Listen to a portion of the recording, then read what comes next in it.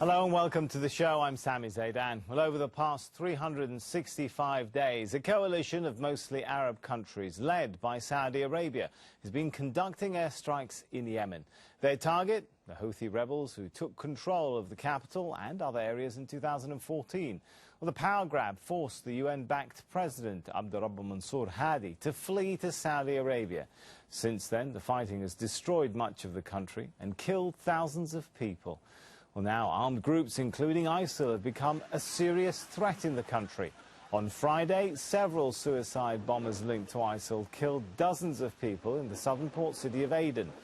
In much of eastern Yemen, armed militias have taken over as Houthi rebels continue to control the capital.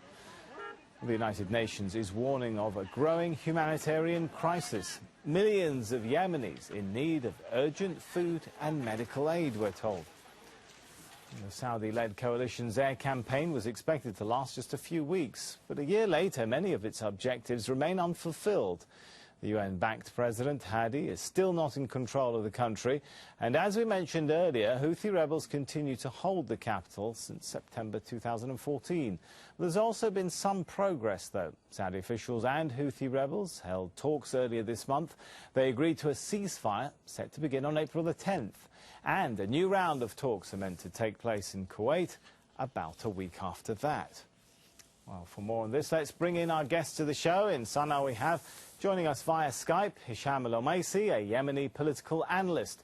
In Jeddah, Khaled Batarfi, a senior columnist for the Saudi Gazette. And in Amman, Adam Barron, a fellow at the European Council on Foreign Relations. Welcome to you all. If I could start with Khaled, how do you see the Saudi-led campaign? Has it achieved its military goals? Well, in 1 year, they achieved 80 to 90% of their goals, which is a good record compared to any other record, like the NATO campaign in Afghanistan or the coalition, the international coalition campaign against Daesh. Sorry, but Khaled, the Houthis remain in control of Sana'a. The government hasn't been able to take the fight on its own or stand on its own. What is the 80% or 90% that's been achieved? Sana'a is already surrounded. Remember, 1 year ago, Aden was surrounded by the Houthis. Now the opposite is true. And the decision to take in on Sana'a and Sa'da is a political decision. It's not military. They could go anytime, but because they are trying to do it peacefully to minimize the civilian cost, that's what is holding them up, and beside the promise of a solution, a peaceful solution. And also the tribes around Sana'a is trying its best to avoid a war that will be very costly. But military-wise, they could go anytime. So it's just Sana'a and Sa'da. Other than that, more than 80% of the country is back under the legitimate legitimate government that was, may I remind you, 1 year ago is fleeing the country, and before that it was under the Houthis' arms, prisoners in Sana'a. All right, let's bring in Hisham for his view of that. 80% of the country back under the control of the internationally recognized government is the view we're hearing from Khaled. Do you agree with his assessment on the progress that the coalition has made? Unfortunately, I definitely do not agree. What 80% is he talking about? With all due respect to Mr. Khaled, Hudaydah is still under control of the Houthis. Hajjah, Amran, Sa'da, Sana'a, Damar, Al-Bayda. I mean, come on, it's not just 2 or 10 or 15 or 20. It's more than 50% of the country that is still controlled by the Houthis.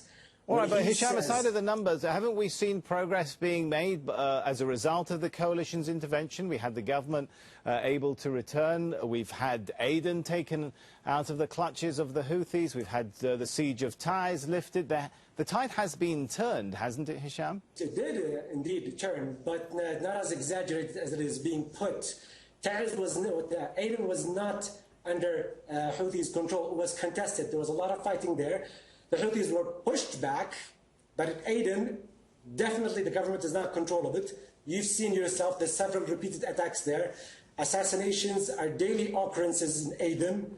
and the government is definitely not in control. It's militias and other groups like Al-Qaeda and ISIL who are now running free in Aden, and places like Hadramaut. Al-Qaeda actually controls the city, which is the oil-rich province of Yemen. They control a seaport.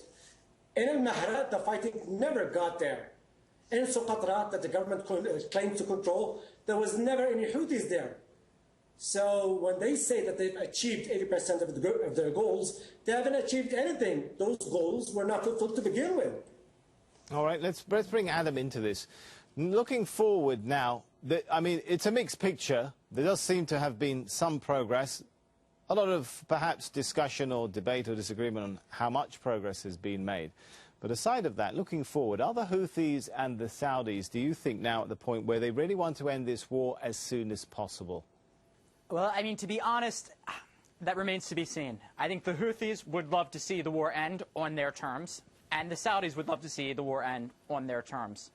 But the question is, one, whether they're willing to continue to fight on in this rather devastating war if the war is not able to end on their terms, and two, whether they can come to some sort of agreement that's mutually in both of their interests that would allow the war to end.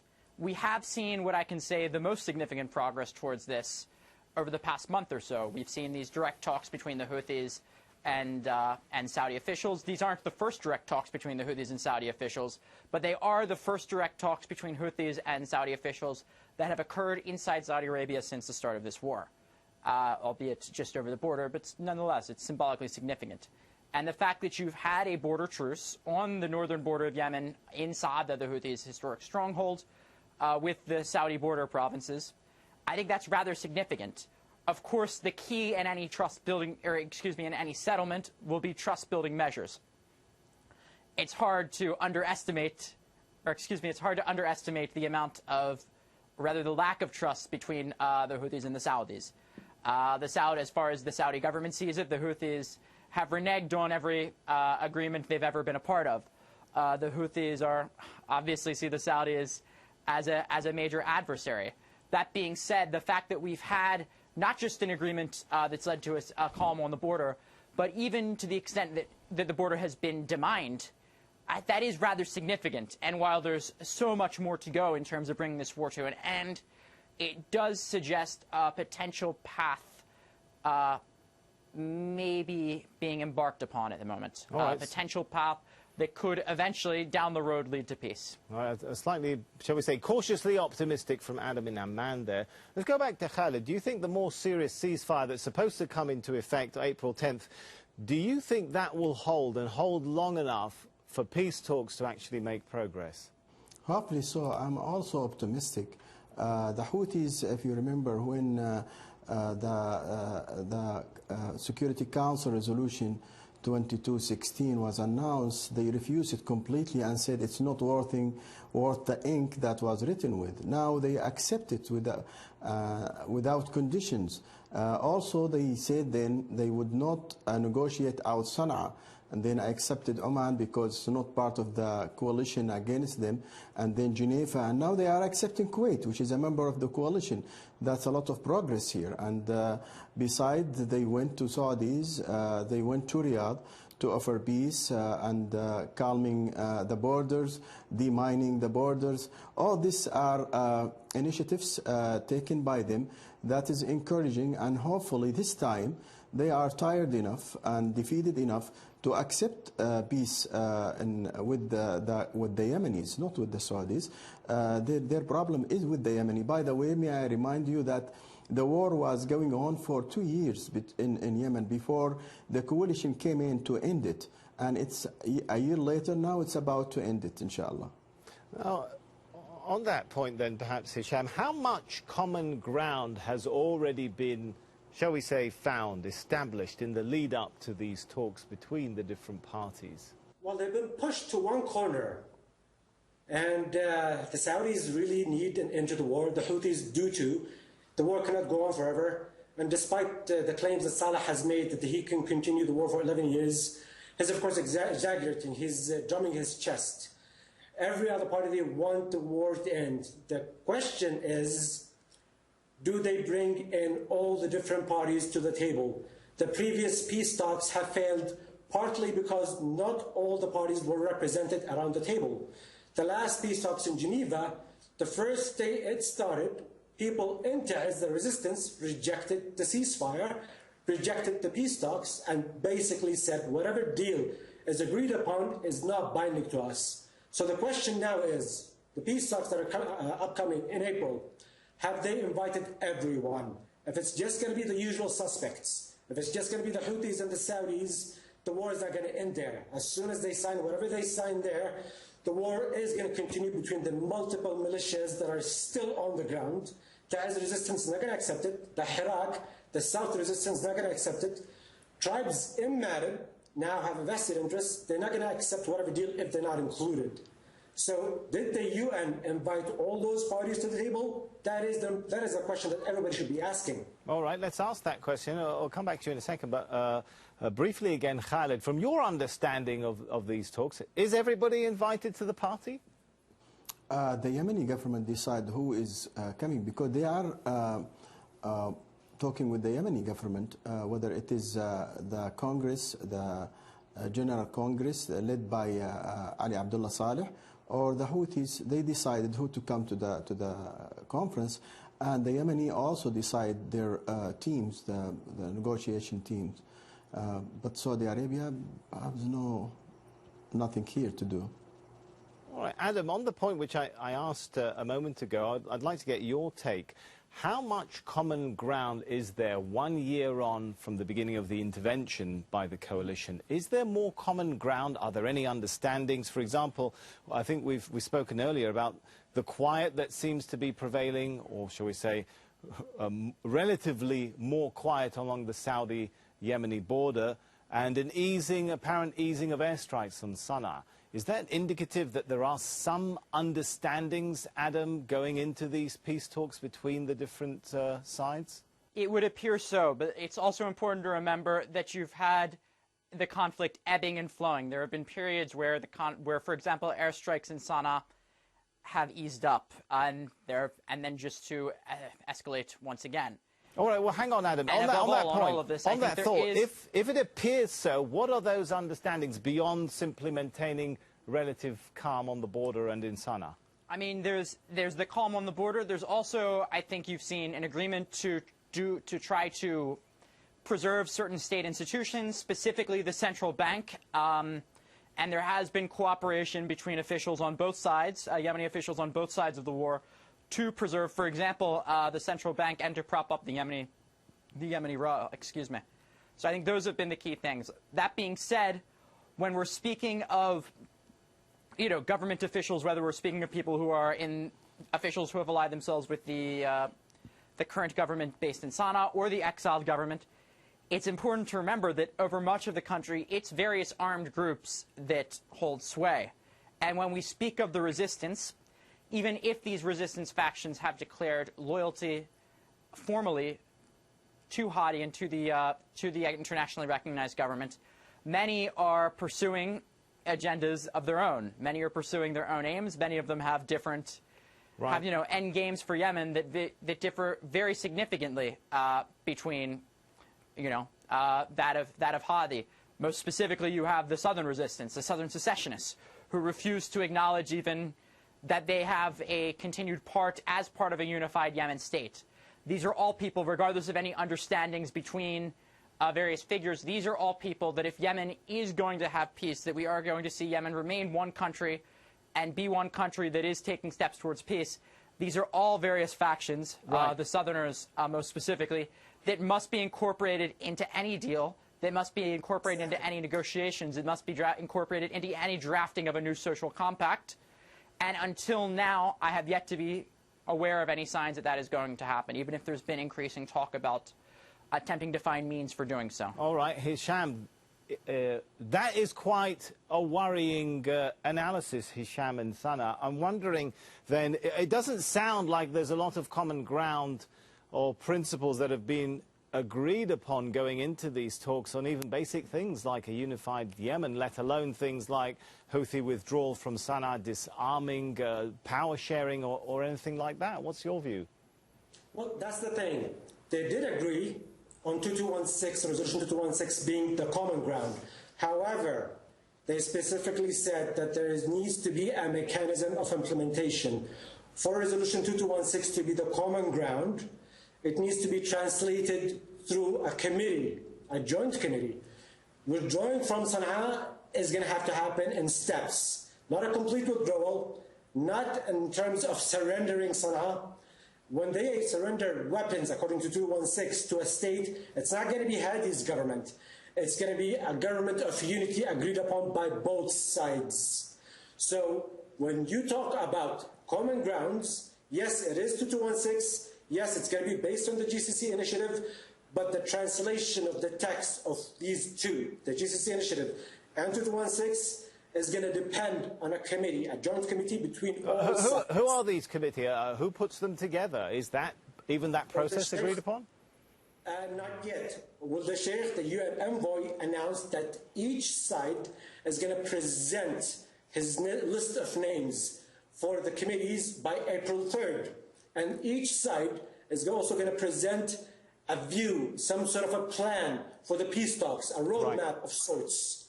If they agree on that, we'll go ahead with the peace talks. So it's very premature for us to discuss the peace talks when the roadmap has not even been decided upon. Now, Khaled in Saudi Arabia, critics of the Houthis would say the militia has made agreements before. They've been part of the power-sharing agreement and government before, only to turn around and bring down the very government they were supposed to be sharing power with. What's different this time? Is there anything different? Is there any more reason to think all parties are much more serious? Well, the Yemeni party, the coalition, is serious all along. They wanted to implement Security Council Resolution 2216 without any omission of any part of it. In the past, the Houthis refused it completely and then accepted it with the reservations, and then they put conditions. Now they accept it without condition, without reservation. Now they are serious. If they go through this, they will find the coalition, they will find the Yemeni government is accepting of them as a political party, would be sharing, of course, half a share in the government, according to the dialogue outcomes that they signed on before they rebelled against, and they could, of course, be part of this new government and new rule as they were supposed to before they decide to take it all. All right. Adam, you mentioned a point there which I think is really important there. How much the country has changed, not only the last year since the coalition intervention began, but since this conflict really exploded between Houthis and other factions.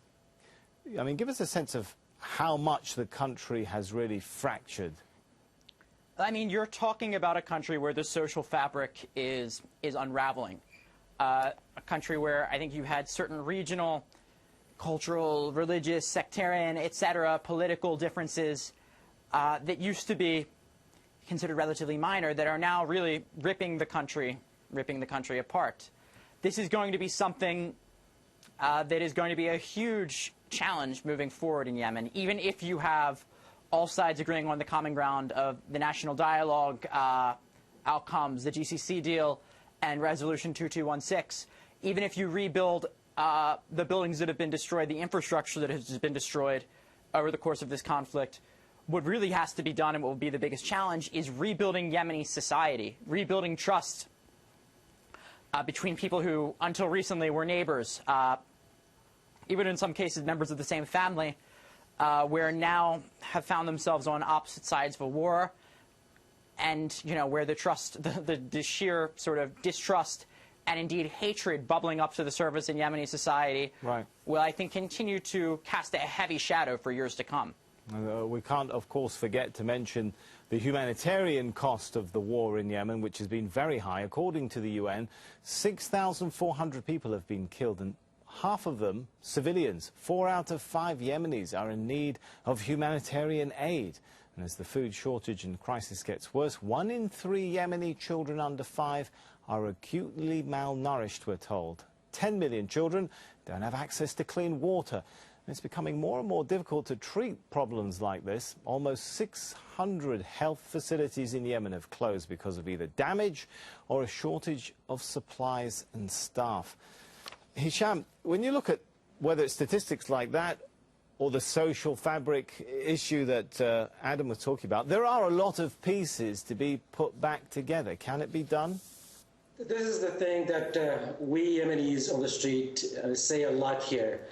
The real war hasn't started yet. What we've seen this past year, the airstrikes, it's going to get much, much worse once the war stops. You're talking about the UN seeking funds, 1.6 billion fund for 2015, which only has been half funded last year. This year, the UN is seeking $1.8 billion, and so far it's only been 4% funded. So when people say that when the war stops, there's going to be a reconstruction fund, that's very wishful thinking.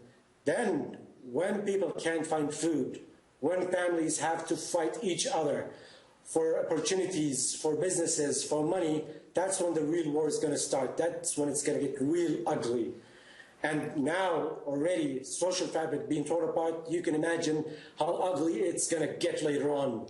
And it's not going to be resolved within a year or two. It's going to take a couple of generations or more. The damage that has been done over the past year, it basically deepens grievances that existed initially in the past before the war and has been worsened over the past year, and it's going to get much worse as the humanitarian catastrophe is exacerbated. All right, I think we've got a brief minute to go back to Khaled.